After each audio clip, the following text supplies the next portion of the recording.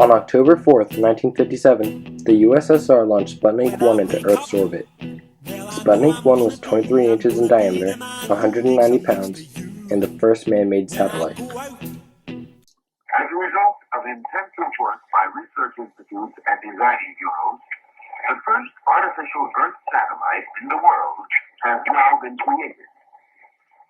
This first satellite was today successfully launched in the USSR. Then, on November 3rd, 1957, the USSR launched Sputnik 2.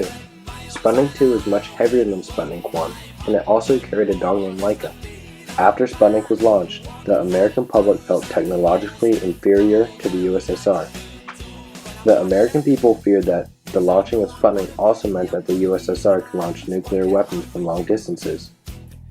Another reason why people feared Sputnik was because its signals could be picked up by any radio at certain times of the day. In response to Sputnik, Congress passed the Space Act of 1958, which created NASA. The US government also approved funding for a satellite named the Explorer project. Another response to Sputnik was that the US government made improving education a priority.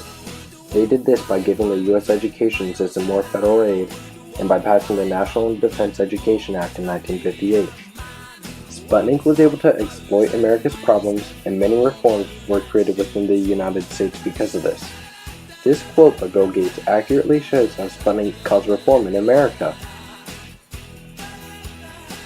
The USSR's launching of Sputnik into Earth's orbit signified the start of the space age between the United States and Soviet Union during the Cold War. I'm gonna be the man who's lonely when I do. And when I'm dreaming